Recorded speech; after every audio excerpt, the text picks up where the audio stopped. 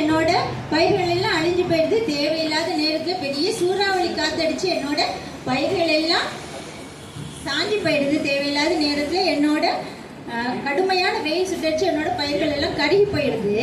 எனக்கு மட்டும் இந்த சீசனை கண்ட்ரோல் பண்ண பவர் கொடுத்தீங்கன்னா இந்த உலகத்தையே பச்சை பசேன்னு மாத்தி காட்டிடுவேன் தெரியுமா அப்படின்னு சொன்னாரு.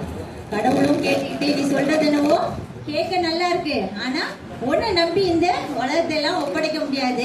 நான் வேணா ஒண்ணு பண்றேனே, உனக்கு ஒரு 2 ஏக்கர் நிலம் இருக்கு இல்லையா, அந்த நிலத்துல மட்டும் நீ சொல்ற நேரத்துல மழை பெய்யும், நீ சொல்ற நேரத்துல காத்து அடிக்கிறதுக்கு உனக்கு ஒரு பவர் தரேன், டீல் ஓகேவா அப்படின்னு கடவுள் சொல்லவும் விவசாயிக்கு ஒரே சந்தோஷம். அப்பாடா நாம ஒரு வழியா கடவுள்கிட்டயே ஆர்கியூ பண்ணி நம்ம ஜெயிச்சுட்டோம், நம்மளை எப்படியாவது ப்ரூவ் பண்ணி காட்டிடணும் அப்படின்னு சொல்லிட்டு வேக வேகமா வீட்டுக்கு போறாரு. நிறைய ஆராய்ச்சி பண்ண, அவர் வந்து எஜுகேட்டட் விவசாயி, நிறைய ஆராய்ச்சி பண்றாரு, நிறைய புக்ஸ் எல்லாம் ரெஃபர் பண்றாரு. ஒரு விளை நிலத்துக்கு போறாரு. ஒரு நல்ல நாள்ல நிலத்தை உழறாங்க, நாத்து நடுறாங்க, வேக வேகமா பயிர்கள் வளர்ந்துட்டு வருது. என்ன ஆச்சரியம், அவர் சொன்ன மாதிரி கடவுள் சொன்ன மாதிரியே அவர் கேட்டா மழை வந்துச்சு, கேட்டா வெயிலும் வந்துச்சு. அப்புறம் என்னங்க கொஞ்ச நாள்லயே அவரோட நிலம் மட்டும் பச்சை பசேன்னு கண்ணுக்கு குளிர்ச்சியா இருந்ததான். சரி, நல்ல நல்ல அறுவடை நாளும் வந்துடுச்சு. எல்லாரும் ஊர் மக்கள்லாம் கூடிட்டாங்க. அவர் வேலை நிலத்துல எத்தனை மூட நெல்லை அறுவடை பண்ண போறாங்களோ அப்படின்னு சொல்லிட்டு எல்லாரும் ஊர் மக்கள்லாம் கூடிட்டாங்க. விவசாயி ரொம்ப பெருமையா காலையிலே எந்திரிச்சு அவரோட விளை நிலத்துக்கு போயிட்டாரு. ஒரு ஓரமா இருக்கிற ஒரு நெற்கதிரை உருவுறாரு, கையில கசக்குறாரு, பூன்னு ஊதுறாரு, எல்லாமே பறந்து போயிடுச்சு. விவசாயி பாக்குறாரு, என்னடா நெல்மணியே காணோம்.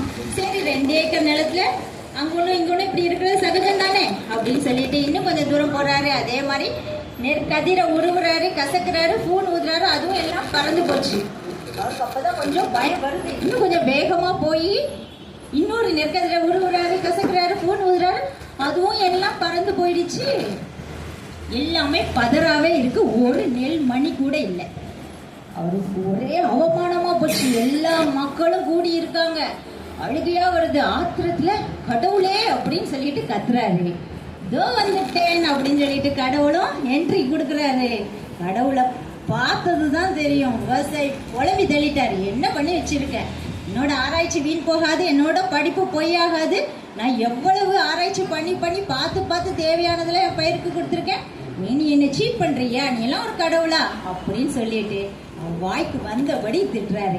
கடவுள் எல்லாத்தையும் பொறுமையா கேட்டுக்கிட்டே சிரிச்சுட்டே சொன்னாராம், பக்கத்து நிலத்துல உள்ள பயிர்களை பாரு, எங்க சூறாவளி காத்தடிக்கும் போது சாஞ்சிடுவோமோ அப்படின்னு பயந்து அதோட வேர்களை வந்து மண்ணுக்குள்ள நல்ல ஆழமா ஊடுருவி அது வந்து மண்ணோட சத்துக்களை எல்லாம் உறிஞ்சி நெல் மணிகளா ஆயிருக்கு. அதே மாதிரிதான் கடுமையான வெயில் சுட்டரிக்கும் போதும் தன்னோட வேர்களை 4 பக்கமும் அனுப்பி மண்ணோட சத்துக்களை எல்லாம் உறிஞ்சிதான் நெல் மணிகளா உருவாயிருக்கு. ஆனா உன்னோட பயிர்களோ ரொம்ப சொகுசா வளர்ந்துருக்கு, கஷ்டம்னா என்னவே தெரியல அப்படின்னு சொன்னதுதான் விவசாயிக்கு அடடா நாம எவ்வளோ பெரிய தப்பு பண்ணிட்டோம் அப்படின்னு சொல்லிட்டு விவசாயிக்கு புரிஞ்சுதான்.